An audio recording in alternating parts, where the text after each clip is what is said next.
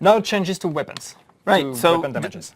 The overarching changes is we saw in the first week of PTS LMG meta growing strong, so LMGs have been brought down partially through reducing their bonus, the damage to target out of cover, and partially by adjusting some of the individual weapons. SMGs have been resurrected into the meta, hopefully.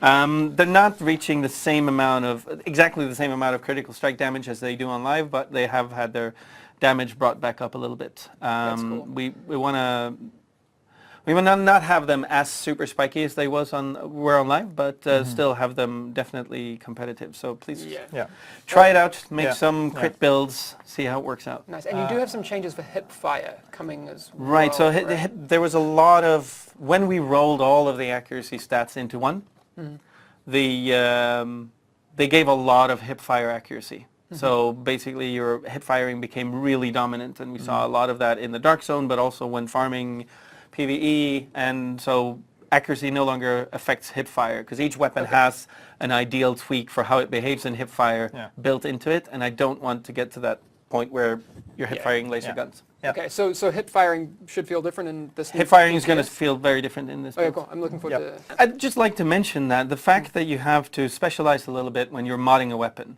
means that the handling of a weapon matters a lot. So an accurate weapon you can stack on damage mods, whereas before you got both damage and handling when modding a weapon. And that's why you see that differentiation between those guns that handle really well versus the ones that have slightly higher damage. It's because it really makes a difference when you mod them. Exactly. Okay, so now this next section I thought was really interesting. LMGs got a bit of a nerf because they were obviously very strong. SMG's base damage got a buff, which I think is a good thing to balance everything out so that people can use SMGs a bit more. Accuracy doesn't affect hip fire. I'm not really sure what that means, but I do know that PC people have made it very clear that hip fire is a thing for the PC. For console players, not really. It's kind of difficult to be very hard to hip fire with controllers, but I heard on PC it is very easy, and almost the preferred way to get into PvP battles is to use hip fire. So maybe it has something to do with that. I hope that doesn't translate into more inaccuracy from hip fire on consoles. That is a bit of a concern for me. I am a little bit worried about that. Mods matter. Mods are a huge thing, and you now really have to kind of decide, do you want to do more damage or do you want to have more accuracy, kind of stability and accuracy and things like that. And that is something I think that is needed for the game, to make players choose how the gun handles. If it's wildly unruly and shooting all over the place and you can't hit anything, you're not doing that damage. But if you put a bit more stability or something onto it and you can hit your shots, you'll probably do more damage. But it could come down to personal gun control, and that would make the engagements that you have a lot more fun. But we'll see. Okay. A few other changes to weapon talents, gear talents, in before nerf. Ferocious and responsive both get their damage bonus reduced to 10% from 15%. So that's something like we've tried to actually have fixed bonus and not ranging bonuses anymore. So a lot of them we actually went with the highest value you could get. With these we're actually going to lower it a bit. That's good though. It removes that RNG from... The goal with all of these talents is to make sure that when something drops, all of the talents that are on there can be interesting in some context, rather than you only looking for those like 3 brutal, deadly, fierce trinity. And so sometimes we have to reduce the numbers to make sure that they're interesting, all of them choices. And that actually means that more gear that you get is useful. And it's really important to remember that. Absolutely. Nice. And then the other one, in terms of gear talents, Reckless, the bonus damage is reduced from 15% to 8%. And Savage, going from 10% to 7% damage bonus. 10% critical strike is Yeah. a lot in... Yeah. So some of the favorite perks that a lot of people like to have on their weapons, like Ferocious and Responsive, have been nerfed. They are now down to 10% from 15%. Reckless and Savage got hit hard. Reckless got bumped down from 15% all the way down to 8. That is a lot. That is like kind of crazy. And Savage got bumped down from 10% to 7. So a lot of the builds that revolved around Savage, Reckless, maybe not so good anymore. We'll see how it goes. If you're on PTS, let me know what you think about this nerf. And does it make sense? Is it playing out well for you? Leave a comment in the comment section. Let me know. Skills. So very quickly, first aid. So we said with the first week of PTS, we said defibrillator would actually revive players from dead state instead of just down state. We're removing that. It's not working. Yeah. So we're removing it. So we are back to what defibrillator was in the past, which is, I mean, it's still going to be a very good group heal, and it's also going to revive players, but just from down state, not dead state. Ballistic shield. So first, disclaimer, we know there are bugs with ballistic shield. We're working on them, okay? So we're actually fixing some of them, and yeah, it's going to be a constant work in progress. But in terms of balancing, so we're actually boosting the shield quite a bit. Because we are boosting the health of the shield, the base health of the shield by 67%. Right now the first pass is we are boosting the ballistic shield, and then hopefully in the following PTS we will have good changes to threat mechanics. So we know that a lot of you guys will be asking for threat mechanics. It's coming. But yeah, so ballistic shield, so base health boosted by 67%, and also we reduced the damage taken by the shield from NPCs by 50%. Support station, it's interesting when playing solo. If you are downed while your station is actually active, you will be able to revive yourself, which is... Again, something we're trying out. We don't want too many resurrection mechanics, but this is one that might feel very good because that might be unpicked in solo otherwise. Absolutely. So now they have announced that the idea they had for the heals being able to bring back the dead are gone. They said that it's a little bit too much. They don't like it. It's completely removed from the game. Personally, I thought it was a good idea. I thought it was a good idea to be able to bring back your dead teammates from first aid heals, but I guess maybe not. I hope that it's still in the super, in the healing super. I hope that you can still bring back your dead teammates. That would be cool. I really do hope that they leave some kind of mechanic for resurrecting people in the game, because for the PvE content, that could be massively helpful. If they decided to take that part of it out of the PvP in the Dark Zone area, I'm totally cool with that if that's how they want to play it. But for the PvE content, I really think that for groups that are starting to kind of really get their stride and want to experience the incursions, but they're not all that coordinated, maybe not that mid-maxed, having something like that could be very useful for them. Ballistic shield. The ballistic shield has gotten a huge buff. It's now going to have a lot more armor properties. It's going to have more health, basically, and it's going to take less damage from NPCs, which the ballistic shield is going to come up, and it's going to be something seriously serious to consider. And then big change for signature skills. So we are implementing what we called, even though that's not a very accurate name, a shared cooldown mechanic. Mm-hmm. So the idea is that now if I play in a group and I trigger tactical link, and tactical link lasts for 12 seconds, when this link actually runs out, for 30 seconds, my teammates and I will actually be immune to another effect of tactical link. Yeah. So if Frederick triggers it after mine runs out, it's not going to have any effect. Okay, but you could still trigger it. You could still trigger it. So communication is going to be important. You can still trigger it, but it's not going to have any effect. But if it triggers another signature skill, that is not the one I just triggered, but is not tactical link, then it's going to work. And also we kind of increase the duration of all the signature skills, so we change them from whatever they were to 10 seconds in week 1. Now we actually bring it to 12 seconds. So it's a small buff, but yeah, we're making them last a bit longer. So now supers don't overlap. You cannot keep using your super or having people in your team using their supers over and over again. This is great news. I am happy to hear this. I want the PvP to have fights that are actual fights and not just about using your super to stay alive and pick on people when you have the advantage. Having this in the game, I think, is a good thing. They also increased the time from 10 seconds to 12 seconds.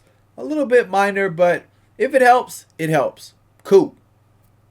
High value targets. We had a big pass on high value targets contract to normalize the cost, because we know that the costs were kind of messy, especially now that we had a new contract. So it's a bit normalized. What that means is that a lot of costs are actually reduced a bit. It's not big, it's just a few credits or a few intels, but yeah, a lot of them are actually a bit cheaper now. We worked also on the difficulty of the daily and some of the hardest contracts actually were a bit too hard. We changed the encounters a bit to make them a bit more approachable. And also we worked on the scalability with group size. So all the daily ones will now scale properly with group size. The weekly ones don't scale. The weekly ones are always for groups of 4. They're a group challenge, yeah. Yeah. Okay, so the HVT activities are now a little bit cheaper, and they're going to be scaled so that they're a little bit easier to do. So if you are running solo and you want to do some HVTs, they're going to be a lot easier for you to do and get some hopefully good rewards. The weekly HVTs are still going to be group oriented, so they're going to be a little bit tougher if you're trying to run solo or maybe you and a buddy, but that's something to consider. But it's a good change for a lot of people who are having trouble with HVTs to at least get something in the dailies, at least some easy Phoenix credits. Can't complain about that. One important change, so in the first week you could get gear sets directly from World Tier 1. We are removing gear sets from World Tier 1 in the World Tier system. So what that means is that when you're fresh level 30 and you go to the World Tier system, when you're in World Tier 1 you will only get high-end items. Yeah, because you're coming from purples and blues, and then the new thing is the high ends, and then at World Tier 2, then the new things is gear sets, right? So Exactly. You can still get gear sets in World Tier 1 if you are lucky enough to actually drop an item of a higher gear score. yeah, that's a rare occurrence, but it can happen. Yeah, when you're farming. you know how you could... 182. Yeah, you could get a 182 by chance in World Tier 1. If that happens, this 182 may be a gear set. May also be a high-end, but it may be a gear set. But that's the only way you will get gear sets. Otherwise, you will have to wait for World Tier 2. Gear sets are no longer going to be in World 1. I think this is a good thing. I don't see anything wrong with that. If you are coming from a fresh level 30 and high ends are now your new gear piece, you shouldn't be getting gear sets. That really doesn't make sense. So I've got no qualms with that at all. We changed the drops on Dark Zone named NPCs. That was a feedback we had a lot. I mean, the Dark Zone was a bit crazy in terms of drops. We are changing it a bit. What we're doing is just basically the Dark Zone named NPCs used to drop one piece of high-end or gear set, one extra piece of gear set, and one chance for a gear mod. Now you're going to have one piece of high-end or gear set and one guaranteed mod. So we are basically removing one drop from Dark Zone. There's still a lot though. And you can still drop from all the other NPCs and everything. So, but obviously that was a bit overkill. Yeah, but PvE will still retain. PvE At doesn't this stage, change. the PvE zones will have the same Doesn't rates change. for what they have right now. So the Dark Zone NPCs are now getting one less item to drop. Again, I don't see the problem. Having enemies, named enemies especially, that respawn or are in kind of close proximity, be able to be farmed. Having one less item, yes, it is a bit large, but most of the time we extract stuff and end up deleting a lot of it anyway. And then again, you can still easily get things from the PvE content and the open world. I don't really see a huge problem with this. It's kind of alright. Whatever. The vendors will now actually sell sealed caches for currencies. So that's a cool thing. So now you will be able to actually spend all the money you're getting. So no matter if it's normal currency, if it's Dark Zone funds, if it's Phoenix credits, all these currencies, you will actually have the option to spend it to buy sealed caches that will give you items. Nice. But somebody's asking, when it comes to buying sealed caches with currency, is the cost going to increase every time I buy one? No, it's a fixed cost. It's always going to be the same cost, so you can buy a bunch of them.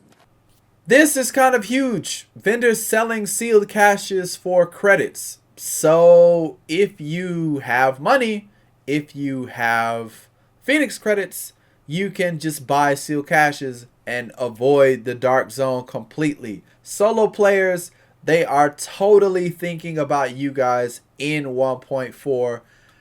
I'm happy to hear about it. I think this is kind of a good thing. The only problem is sealed caches are not really all that reliable. What if you decide to spend a bunch of Phoenix credits on some sealed caches and you get nothing but things that you already have or things that are not that great? I'm kind of weary about it. I wish they had some kind of system where if you had a certain gear piece that you were wearing and it was really good, if you got another gear piece that was the same type, the stat rolls would guaranteed be higher. That would be cool, and it would make it so that you would progressively be leveling up at each time you get something of the same flavor. If it had the exact same kind of item or stat on it. Now, of course, we know there's so many different variables with each gear set piece that it might be really difficult for you to get that exact same type of stat again on another piece. And with so many different gear sets, it's almost kind of impossible to do it. But it would be really nice that if you had the same piece come to you with a similar talent, that the talent stat would be higher. I think that would be a great addition, and I could see everyone rejoicing about something like that being implemented into the game. Named weapon changes they're asking about. Yeah, I can you can talk about it. It's not in No, week 2. but It's not in week 2, but we're basically removing the level restriction on named weapons. They're going to Yes. be available in all world tiers. Yeah. Yeah. So At all, yeah, exactly. People have been item asking levels. about that scaling. Yeah. Yes, you will be able to get a 229 Midas. Yeah. Yes, Yeah. you'll be able to get a 229 Yeah. Caduceus, Yeah. although it might look a little bit different. from Caduceus the- might need Yeah. some adjustment, but the Hungry Hog is actually really fun at 229. Oh, yes. Finally, the named weapons are going to go up in their gear score level, which means you're going to have even better garbage. Everyone knows that the named weapons are straight trash and that they're not very good. The Midas used to be great. It was OP. I never got a chance to use it when it was OP. And it was broken. True enough, it was broken. But they nerfed it so hard into the ground that it was pointless to even think about using it. The Caduceus has some great perks, but is it the kind of weapon that you want to have while you're running against people who have deadly and brutal? Maybe not. So I hope that they do something really special with the named weapons. That's one of my wishes.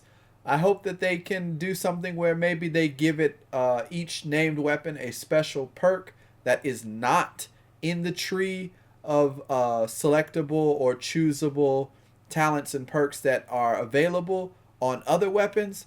That would make them a lot more special and make sure that the named weapons earned their name. That's something that I hope would be in the game, but still not yet. If you guys have any ideas for these named weapons, what would you like to see on them? For special talents, I would really like to see something really special on each of the weapons that makes them very unique and makes them play differently from their basic counterpart.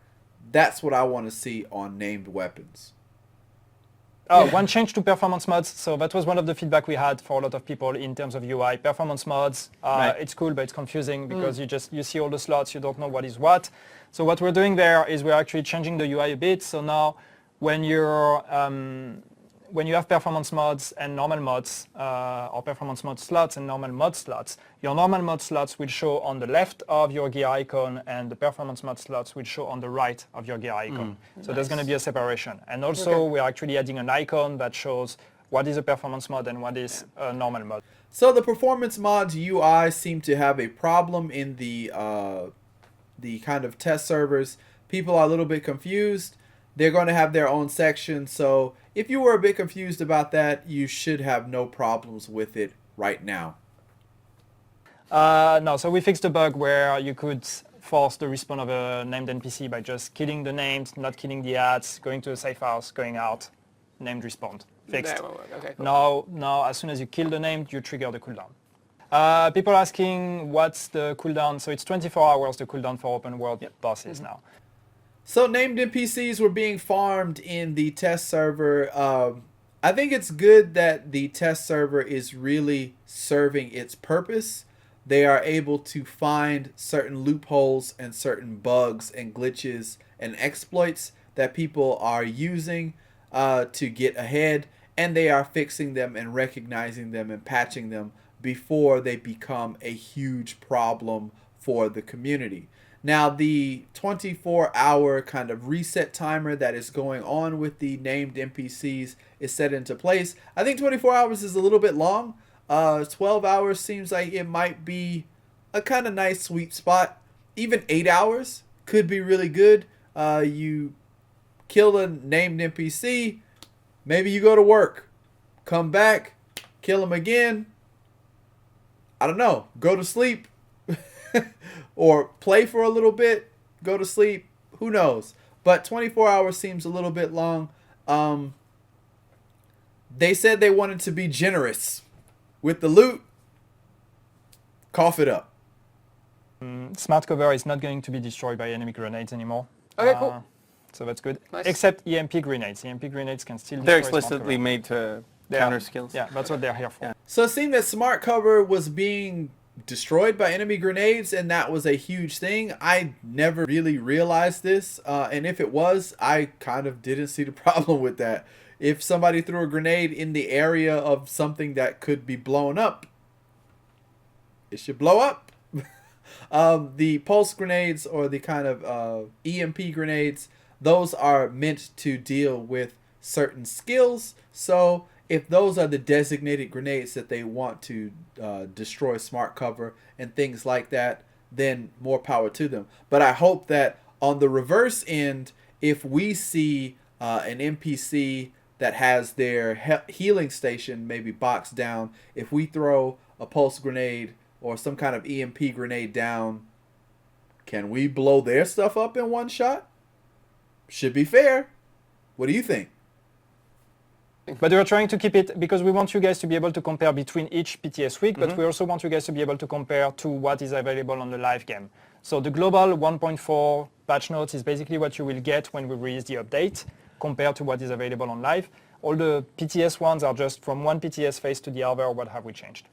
Okay, so the PTS patch notes are going to be a thing that they release and let you know what has changed. I think this is actually not a bad idea. It's actually pretty good to be able to see where we started off with the game and how it has changed and transformed.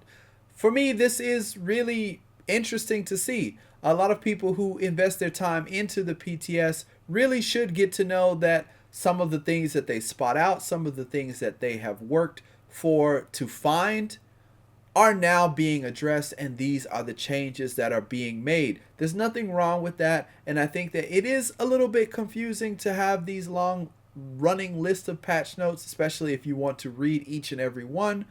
But having said that, that stuff is available and you can see the changes, I think makes people who play the PTS feel better about the time that they're devoting into improving the game, and they can see how all of these changes are taking place.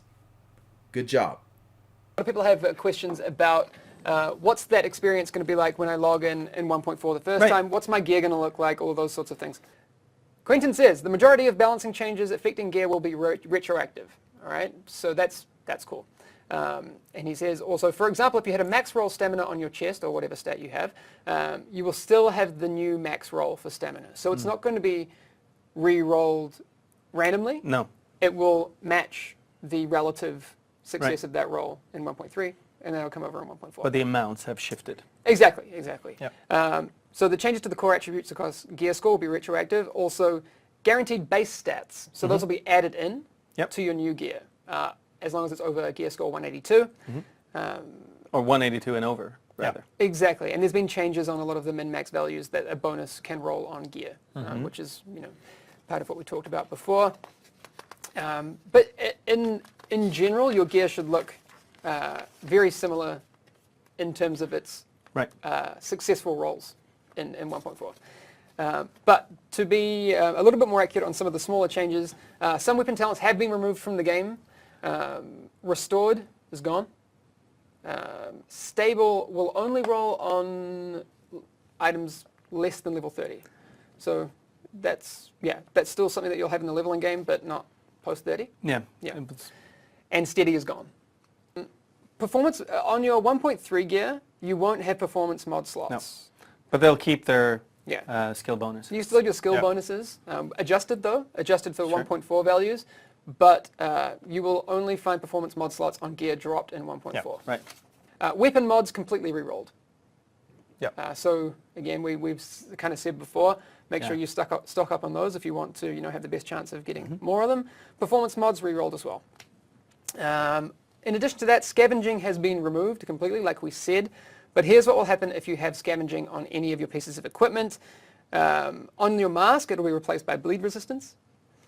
On knee pads and purple gear mods, it'll be replaced by threat reduction.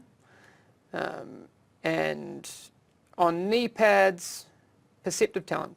Hang on, let me just read what Quentin wrote. Perceptive talent on knee pad will not roll on post 1.4 knee pads. If you have it on existing knee pads, it will just increase your gold find bonus. Right, exactly. Yeah. All right, so the big homie Quentin has decided to make sure that it is very clear how people will go into the 1.4 patch. They can now know exactly what to expect from the gear that they currently have and the things that they can see once they get in. I'm happy that they addressed this, but I really would have liked that they talked about this a little bit sooner. That may be a personal format difference in opinion, but that's just the way that I see it. It would have been really nice for people to kind of get that information a little bit sooner. But hey, as long as they got to talk about it, and it is something that they addressed either at the end or at the beginning, is a good thing, so that people can walk away from the state of the game knowing exactly what to expect once they fire up the 1.4 patch. What do you guys think about it? Let me know. Are you happy with some of these things still being in the game that they couldn't change, that they want you to kind of go to with the performance mods not being on your legacy items? Let me know. Let me know what you guys think. I'm curious to know. What about legacy SMGs? So pre-1.4 SMGs? Pre-1.3 SMGs even, perhaps? Or Sure, what are we because they talking have about? different critical stuff on them. What happens to those SMGs? So SMGs are just being scaled up and down. They're not getting a big change to what their bonus is or anything like that. So you should still feel their relative power level. Okay. Are assault rifles getting better with update 1.4? I know we kind of have been going over other weapon families right now. I mean, a little bit behind the scenes, the assault rifle is basically the weapon family that we balanced the NPCs around and the time to kill around. And then all of the other things are relative to the effectiveness of an assault rifle. I think the feedback currently from the current PTS is that assault rifles are in a pretty good space. We're going to look at the armor penetration in PvP in some future patch, but they're generally in a really good place. Why the SVD nerf? So the SVD is, like I said before, it's super stable. It's the most stable and accurate marksman rifles that we have in the game, which means that you can stack on damage mods on them, now that damage mods don't also carry performance enhancing stuff, which means that once you fully mod a weapon, you're going to see that still be pretty good. The other thing is that when you have things that proc on headshot or things where you need to be really precise, or if you're taking out healing stations or whatever you're doing, that is a real utility rifle, right? So Yeah. it's about a role for each gun, and it's about how the new mod system fits into it. Will burst fire weapons get buffed? Yes. Yes. Cool. All right. Done. No, okay, so how? How are they going to get buffed?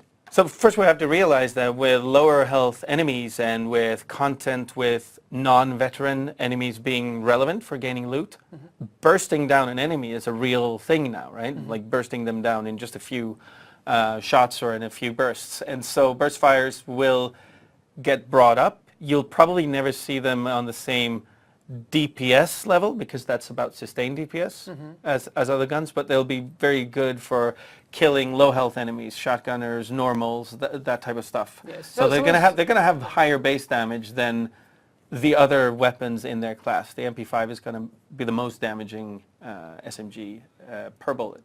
Nice. Someone's saying the FAL is actually pretty good right now. The FAL is pretty good right now, which is why you see it not getting an adjustment in the patch, because it was always good if you were shooting at things that died reasonably quickly, but things didn't in 1.3.